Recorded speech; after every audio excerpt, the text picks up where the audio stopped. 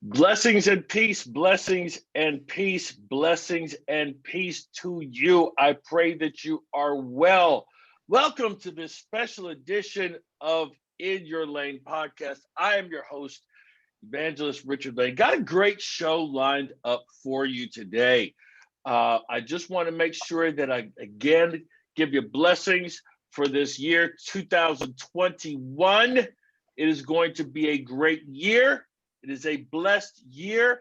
Every day is a day of thanksgiving. Every day above ground is a great day. If you don't think this is a great day, you got issues. You need to go back and listen to some of the podcasts and listen to some of the things, because every day God gives you here on this earth is a great day. It's just what you decide to do with it. If you want to be mad, that's your business. Stay away from me. Keep that mess over there, and over there. Okay? I don't need that.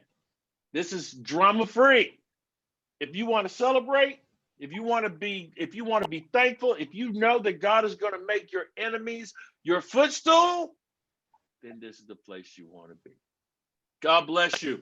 Today we got a great show lined up. I don't know what led me to this young lady's website or her information. I can't remember. I was surfing on Facebook doing something and came across this website in this ministry called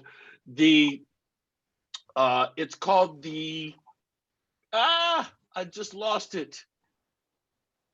The Okaja Foundation. The Okaja Foundation. And so I'm sitting up here watching some videos and everything, and I came across Muji Kaiser, who is the director, CEO of the Okaja Foundation. Now, let me tell you a little bit about her before I give her the microphone, because you know what? She kind of grew up in Ohio, and y'all know how I feel about people from Ohio, but she's Catholic. She moved out of Ohio, so we're going to give her the benefit of the doubt. Muji Anastasia Kaiser, love the middle name. That middle name is just awesome. Was born in Calabar, Nigeria on November 8, 1988. At 3 years old, she fell suddenly ill and was soon unable to walk. Forced to separate from her father and 3-year-old brothers, she immigrated to the United States with her mother, where she received life-saving medical treatment. Muji grew up in a suburban area of Cleveland, Ohio. She received her Bachelor's of Science in Psychology and Bachelor of Arts in Journalism and Promotional Communications from Cleveland State University. At least she didn't go to Ohio State University. Her professional career has been dedicated to serving nonprofit organizations and various administrative capacities. She has been fortunate to work alongside several presidents, CEOs in the nonprofit health sector, where she gained valuable insight into the operation management of nonprofit organizations. In 2017, after the passing of her parents, Muji founded the Okaja Foundation, which is a 501(c)(3) charitable organization in loving memory of her mother. Foundation provides critical support to orphan children and children experiencing poverty in her home country of Nigeria. They currently serve 2 child-centered entities: Divine Providence Home, which is an orphanage founded by her aunt, Reverend Sister Mary Rita Abang, and Comsil Memorial Academy, a school founded by Reverend Cecil Obi Bayin. Muji is a devout Catholic and dedicated wife and mother to 3 children, with a 4th one on the way. She currently resides in beautiful Santa Paula, California. How are you, Muji? Good to see you. God bless you. Thank you for joining us. Thank you for having me. I'm great. Thank you. You know, I had to write a couple of bishops to get a dispensation for you to be on the show today because you're from that hideous state below us, you Oh, know? Ohio, the great, fantastic Ohio. Yeah, that hideous state that's right below us, Ohio. That's why Ohio is below Michigan, so we can, you know, make sure we smack you when you get out of control. We're below just because we're humble. So we're like, well, we'll just hang out here. It's okay. Our humility will speak for us. Amen. Amen. It is such an honor and a blessing to have you on the Thank show you. today. Again, like I said, I was kind of messing around on Facebook the other day, just doing some searches. And I don't know if I was in a Catholic forum or what, but I came across your ministry. Tell us a little bit, actually, tell us a little bit about your story. I want to hear the story of how you made it to the United States. Sure. So, like you mentioned, when I was 3, shortly after my 3rd birthday, is how my mom always told me is I fell sick. We don't know exactly what the cause was, but it started as a fever. I was in the clinic, and then shortly after, I couldn't walk anymore. So my grandfather at the time was Nigeria's ambassador to Germany. And it was really difficult for the average Nigerian citizen to get immigration to America or to go overseas. But he was able to pull some strings and get my mother and I a visa to travel, because at this point they'd been doing a lot of surgeries in Nigeria. They'd never seen, a medical situation like mine before. They're cutting into my leg. They didn't know what they were even looking for, what the problem was. And at this point, time had passed, and I was at the brink of death. So thankfully, we were able to get the visa needed. But we weren't able to get it for my entire family. So my mom and I had to leave my 3 brothers, and my dad behind. And we went to New York to St. Charles Hospital in Long Island. And it didn't take very long at all. They figured it out. God bless America. I mean, I wouldn't be alive if we weren't able to come over here. And this country's been good to me, so I'm grateful. But yeah, I had the surgery at the age of 3, and I needed about every 6 months or so, I need to have follow-up appointments. So initially we were coming and going, but it just got to be too expensive. So my mom and I had to stay. We were in New York. We went to New Jersey briefly before we ended up in Ohio, which is where I spent most of my life. And then years later, about 8 or so years later, my brothers were eventually able to come. And they're still here in the US with us. My mom passed away, my father passed away in 2016. But my mom built a really amazing life for us here in America. She worked hard. She started all over. She had a really great career in Nigeria, and she moved over here, and none of her degrees were applicable anymore. So she had to start cleaning homes, and Wow. she started doing home health care. And then she eventually, when I was in college, she went back and she realized that she was really passionate about teaching, which is something she had done before. When she was in England, she was a teacher for a while. So she got her master's in special education, and she became a special ed teacher for many years. And it was definitely her calling. This was in the inner city in Cleveland. So these children have, they've been through a lot. They have parents that are really hardworking, and I think that it was really important that they had the proper teachers, to be there for them and to guide them. And my mom was that, and she gave her all to be there for those kids. So it was really beautiful to see at the end of her life, her finally find what I think she was called here to do in this country, aside from obviously bringing me here and saving my life and doing all of this for my siblings and I think her own ministry was in education. So my mom was really passionate about children, and we would often come and go back to Nigeria. And I always joke that whenever we would travel, when you're internationally traveling, you get 2 suitcases. But it was known that about like half of one suitcase was like for me and my stuff, and the rest was just full of things that my mom would pack for family, friends, and the less, people that needed things back home. So the times she would go out to the store, constantly looking for vitamins, clothing, things that she knew people back in Nigeria would need. So I think I grew up with that, realizing the importance of giving back to the people in our country who are as fortunate as I am to be in this beautiful country. So as I grew professionally, I realized that I was really passionate about nonprofit management and nonprofit fundraising. So it would just have it that after I got married, I knew I wanted to be a stay-at-home mom. So my career was in nonprofit management, but I wanted to be home with my kids. And at that same time, my late dad's sister, Sister Marita Abang, who was with the Handmaids of the Holy Child Jesus Order, she reached out and she just expressed that the orphanage that she founded in 2015, 2005, sorry, initially was supported by the government, and then they were kind of abandoned. So they had these children that they had taken in, and they weren't receiving any support anymore.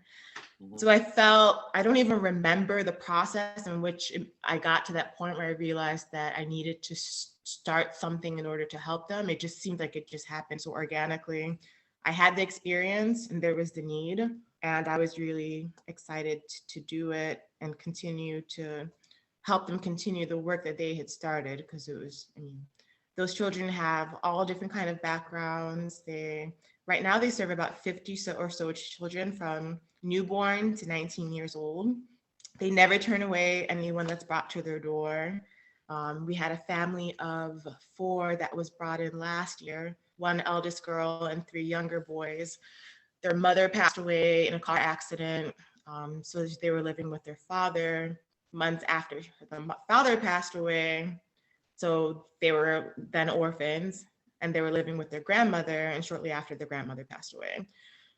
So they basically they've lost both parents, and the other mother, the grandmother, and the orphanage has a reputation in the area for taking in any child that's needed. So they were brought there, and that's them actually in that photo right there. That's the 4 of them.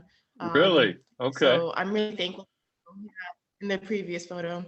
So I'm really thankful to be able to work with them. It's silly, but in a way, I know I'm an adult, but I guess I'm an orphan as well. I lost my parents, but they're so young and they've been through, what they've been through is unbelievable. But I'm thankful that they have a place that is able to not only care for them and give them their physical needs, but to help them with their spiritual needs as well, and to help them overcome the difficulties that they faced.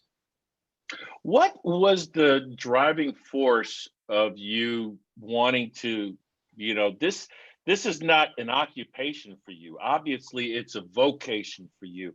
What was the driving force for you to be able to say, you know what, this is what I want to do to be able to serve kids? I guess that I've loved working for nonprofits. I loved working for organizations whose missions I was really passionate about. It made it easy to go into work every day. So it was kind of an interesting situation, because I knew that I wanted to be a mother who was fully there for their children, just because my circumstances did allow it. My husband was able to go to work, and I didn't necessarily have to work. So that's just a decision that thankfully we were able to make. But I guess it was just being approached by my aunt and seeing that the need was there. If they didn't have if they didn't have any support, now that they had been abandoned by the government that was previously sponsoring them, they were going to have to shut down. Those kids would be back on the street. A lot of the children were already on the streets, and that's where they got them.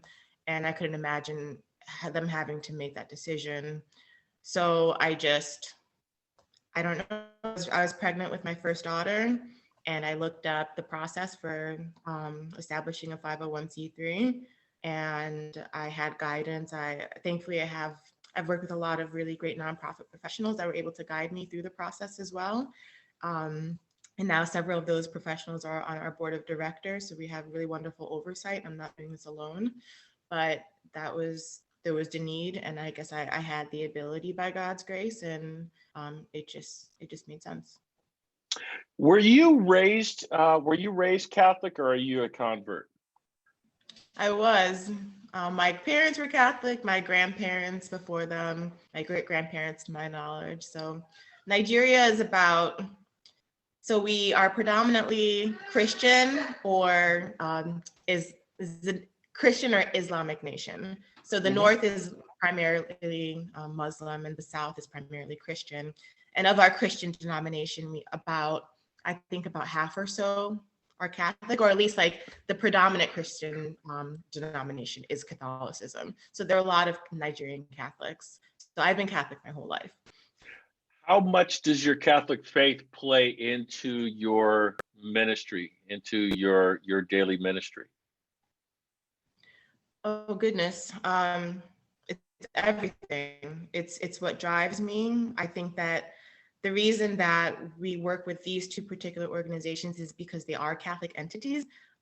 Not to say that if they weren't, they obviously would still be worthy.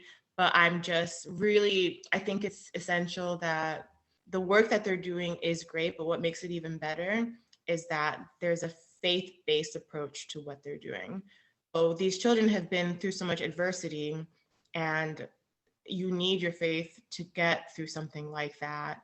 So not only are they able to come in and have shelter and food and all these like basic necessities, but they've experienced such trauma that the sisters, and Sister Rita has a degree in counseling. So she's able to take these kids in and she's able to nurture them spiritually. They're able to go to daily mass. And the school that we work with is founded by a Reverend Father as well, who is based here in the US, but they make sure that they're teaching religion classes. So with these two entities that we work with, there's just such a strong integration of Catholic faith within their work. And I think that that's really beautiful to me. And I think that it makes what they're doing even greater. One of the things, I have been blessed to be able to travel all over the world preaching, and I have not yet had the privilege of being able to go to Nigeria. I have wanted to go to Nigeria for a long time. I have a dear friend who was an associate pastor who's a priest, a Redemptorist priest who's stationed in Nigeria.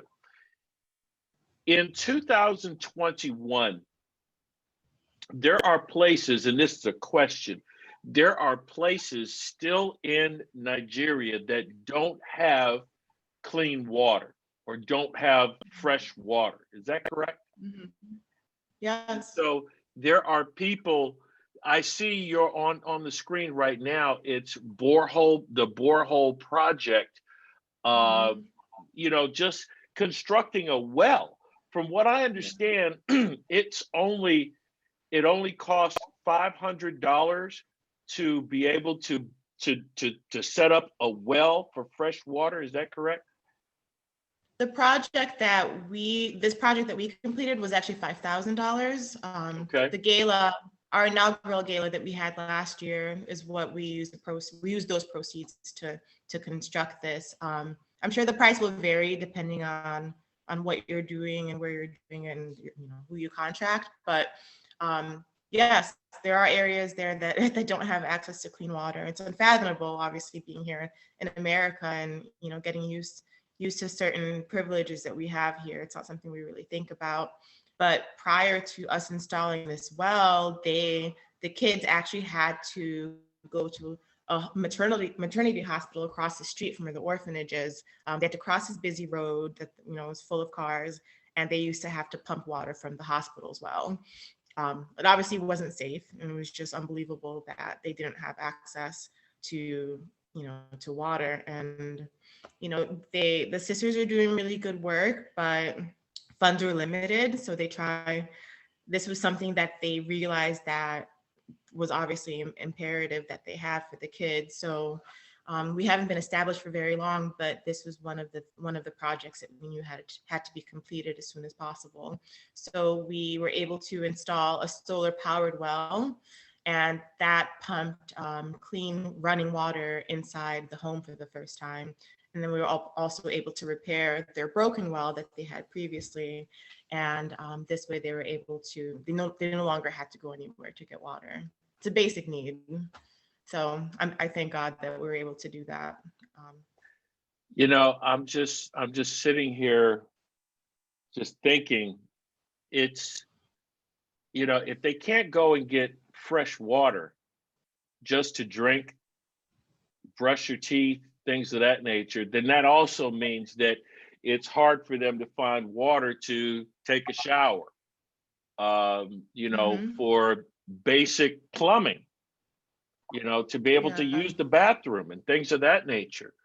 Um, Yeah. there's man, we take so much for granted It's here true. in the United States of America. We take so much for granted by just being able to go and brush your teeth with fresh water, by just being able to go and flush a toilet, and things of that nature. And I have been in situations over the last several years around the world where I have not had fresh water and things of that nature. So, but this again just reminds me of how privileged we are, how much of a blessing it is that we have in this United States, a democracy, that we have a choice, that we have certain freedoms, inalienable freedoms available to all of those who come here.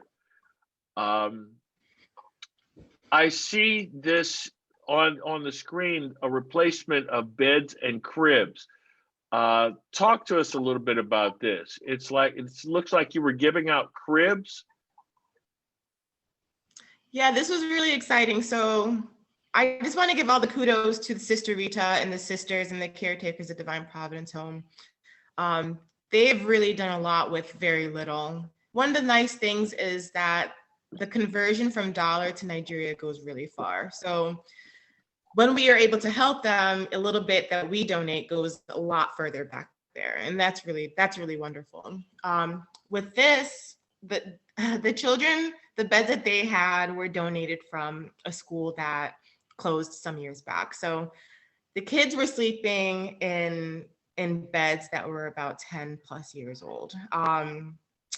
So Sister Rita, what normally happens is we work with her. We're like, okay, there's a lot we want to do for you, but let's prioritize. Like, let's make a list. And as we were going down the list, we're like, thank God we have running water for you guys. Thank God we're able to install these solar panels so you can have constant electricity. And then it came down to like the beds and the cribs that were just so dilapidated. So I applied for a grant with the United Nations Women's Guild, and thankfully they granted us the funding. So we're able to replace all of the mattresses and all of the beds for the kids that were there at the home.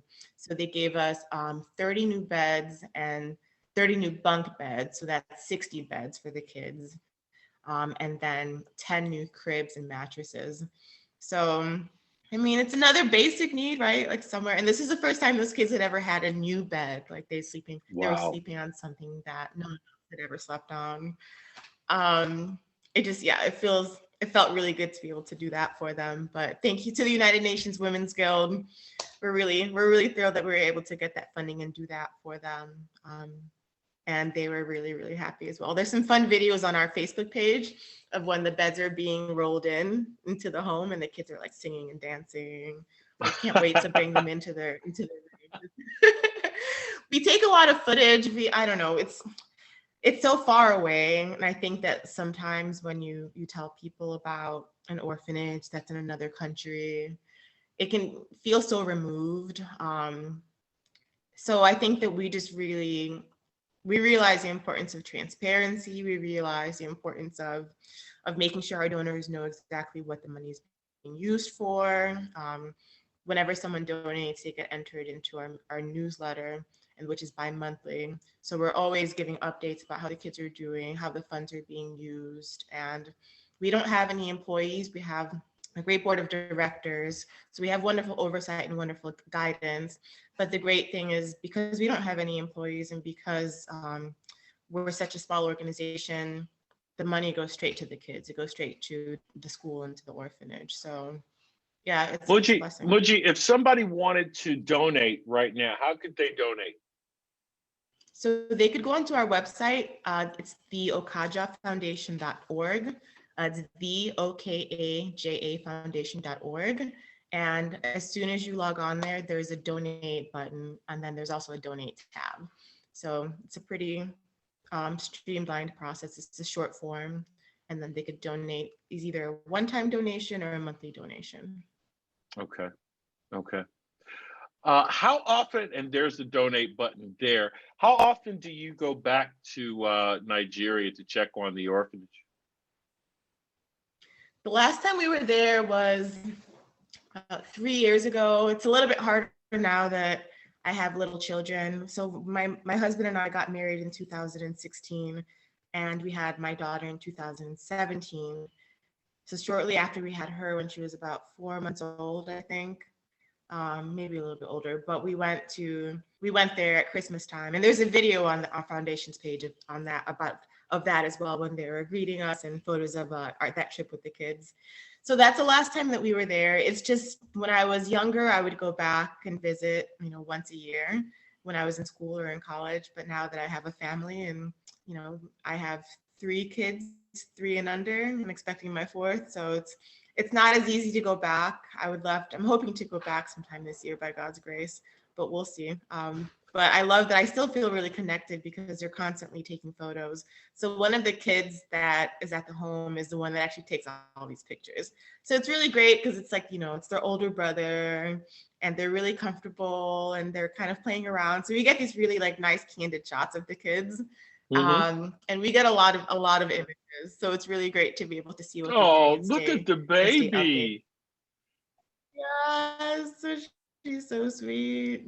She's the Oh, newest. She's our newest addition. This is Miracle. So she's just 3 months old. oh my goodness, she is so precious. Yeah. And we have the So kids here. Miracle, her mother, yes. Miracle stories, I mean, they're all heartbreaking, but her mother was mentally ill.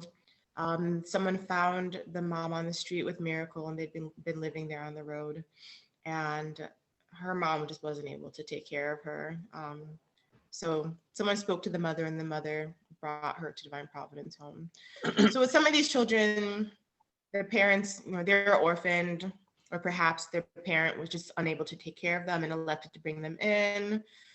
Or their situations are all different, but we thank God that there's a place for them to go to. It's one of the only orphanages in the area, but they're so trusted and people know that they have a reputation. And then these are the kids of Council Memorial Academy. Mm-hmm. And what's great about this school is that it's $100 a year. That's how much tuition costs. It's $100 a year. So if Really? someone were to $100 a year.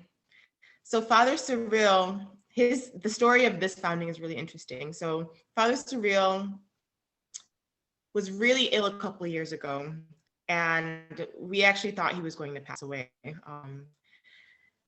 And they weren't able to diagnose his disease for a while. They eventually did, and he made a full recovery. So he founded Council Memorial Academy kind of as a thanksgiving to God for saving his life. He knew that in this area, there wasn't access to quality education, especially not at a cost that people could afford. So he founded the academy, and he wanted to make sure that he set the tuition at a price that where most people in that area, because most people in that area were farmers, and they didn't make a lot of money. He wanted to make sure that their kids were able to still get a good education. So they have a quality education at a low cost, $100 a year. So we always leave it available for, if people donate, if they have a preference on where the funds go to. If you donate $100, you can specify that you'd like it to be given to one of these children as a scholarship, and we make sure it goes to that.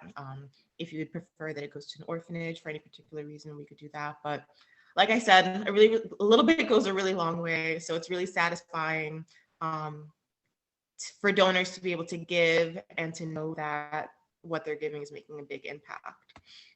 I But hate to sound it's like there was this commercial that was on television before you were born by Sally Struthers. And she was an actress, and she used to go and she said, for X amount of money per month, you can sponsor a child, da da da da da. So, and I'm Mhm. I'm asking this in all seriousness and all authenticity, Mhm. if because I'm gonna donate $100. I'm gonna donate Thank you. $100. And I want to challenge those people that are watching, that are listening. I want to challenge you to donate $100. Now, I'm somebody who can't afford it. I beg for money to be able to continue this ministry. I'm going to sow a seed into something that I believe in because I need blessings from God, and God has blessed me to bless others. So I'm going to sow $100 seed to this organization, and I'm going to challenge each one of my listeners, each person that's listening. I want to challenge you to sow $100. That's $25 a week. You can give up $25 this week. You can give up $25 next week. You can give up $25 the week after, and one more week after. That's $100. If somebody wanted to, and me, so if I donate $100, that'll take care of tuition for a child for a year, correct? Correct. So what if I wanted to sponsor a child, going ongoing? Could I do that by any chance? If I say I want this, I want to be able to take care of Anastasia for the next several years as much as I can. So I want to send X amount of money every month to Anastasia's well-being. Could I do that, or is that something that's not really? Absolutely. And that would be, I mean, that would be amazing. What's nice is that we're connected to the faculty on the ground. So if someone were to sponsor, whether it's a one-time donation, the $100 for 1 year, or wanted to do something continuous, like you were mentioning, then we could do that. And we not only could do that, but then connect you guys in a more personal way to the child that you're sponsoring. So we could link you with the child, and so you can have conversations via video messenger, or send videos back and forth if you would like to have that kind of relationship. And so you could see the child, get to know the child, and form that continuous relationship, and know that your donation was used for that purpose. But that would be amazing if anyone were to choose to do that, because Okay. all of these kids, especially recently, they were really impacted by the pandemic. The school was closed for a period. And I mean, people here are suffering as well. People everywhere obviously are suffering from this disease and from the results of the pandemic. But this area in particular, and I think a lot of third world countries, they aren't getting the financial assistance from the government that I know that we've received here in the US. Mhm. And they're not getting stimulus checks. So they've been laid off. And the way that Nigeria is structured is also different, in that everything that you're paying before, the businesses, they're still expecting people to pay, and they're not really giving much leeway from the circumstances that they're experiencing. So it's been really hard on those parents. It's been really hard on the teachers. So we had several students that we know were in danger of having to not return for the next year. So the parents pay at the beginning of the year for the entire year. So the donations that we're getting now are sponsoring children for the 2021-2022 school year.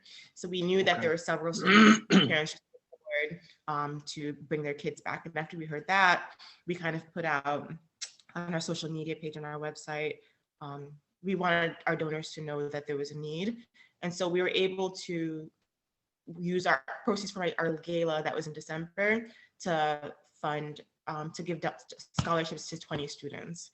So the school has about 120 students or so. They may have grown since I was last giving that figure, but so there are about 100 students that still need scholarships, and we would love to be able to help all of them, right? Because they're all in a position where they need it. And God forbid a child should have to drop out of school because their parents aren't able to work. I mean, it's Right. something that it's unfathomable. So yeah, One we're final grateful for our question. donor. Okay. One Yeah. final question before I let you go. How safe is it? Again, we hear all over the news, all over the world, especially as it relates to Nigeria. Oh, Nigeria is unsafe to travel to. Nigeria is very dangerous. I've gotten that all over the place. when I went to the West Bank last year, in Jerusalem, people were telling me, "Oh, don't go to the West Bank. Go anywhere else, but don't go to the West Bank. You'll get killed." Da, da. I went to the West Bank. It was wonderful, absolutely beautiful. Now, again, I wasn't stupid. I kept my, I was, I kept my wits about me. How safe is it traveling to Nigeria in 2020, 2021, and aside from Yeah. COVID? Aside from COVID, I think it's a number of things. It depends on where you're going. I think that the larger cities, like, the main cities like Abuja, which is the capital, or Lagos, they're a lot safer. But the reality is that the violence has increased, and people are desperate. So there are a lot, you hear about these kidnappings, and it's real. So we had a priest who actually was at a parish here in Southern California, where I am. And I've been going to this parish more frequently because of COVID and church restrictions and stuff. And he's a Nigerian priest who hadn't been to Nigeria to see his family in like over 10 years or something like that. And so he finally decided to go, and his car was ambushed, and he was shot 8 times and left for dead. And thank God he survived. This was just last month. So Wow. what you're hearing is real, and it's just Okay. you might go and you might be fine, or you might go, and if you're not, I think oftentimes it's the roads when people are traveling from like perhaps a large city to like the smaller villages. That's what's really dangerous. So like the trips, and these trips are often like several hours long. So my family grew up in Calabar. Now most of us are in Abuja, but our home village is in Boki, which is about 6 hours away. So when Nick and I went after we got married, after we had my daughter, even though I'm a native, I'm still aware of the dangers. So we made sure, especially when you're with a foreigner and they can tell that that person is a foreigner. So we made sure, instead of driving that entire way, that we flew as close as we could, and then we drove about 2 hours. And even within that 2 hours, we had an armed guard, just to be safe, because you just don't know. And I think that with the frustrating thing about Nigeria is that it's such a beautiful country. We have such a rich culture, but we don't have a lot of support from our government. You have a lot of people with college degrees that are really intelligent that can't find jobs. And the unfortunate reality is that people get desperate. It should never come to that. And there's no excuse. You should never resort to illegal activities, but it's just what seems to be happening among certain groups. And I think the pandemic has made things worse. People that perhaps did have jobs that now don't, are just resorting to, to kidnapping or an armed robbery and things. So it's definitely more dangerous than it used to be, I think, in recent years. So please pray for Nigeria. Let's pray for the U.S. as well. I mean, people are suffering everywhere. But yes, it's true. What you're. Amen. Sounds like one of the little ones is calling. Thank you Daddy's so trying much to keep it down over there. Thank you so much for joining us today. Give us the website. Give us the website again, please. Yes, it's theokajafoundation.org. So TheOkaja foundation.org. And I'll make sure that we leave a link. Has a lot of content. The kids are sending me videos and photos all the time. So we always are posting it on there, and we try to keep people updated on how they're doing. So I suggest people follow that as well. And I'll make sure that I leave a link in the description to this. Again, thank you so much. Thank you for your dedication to your ministry. Thank you for your dedication to so many hundreds of children who are relying on our help and our assistance and the blessings of God. So thank you. Thank you to your husband as well. Give all 3 babies a hug for me, and then rub the little one for me as well.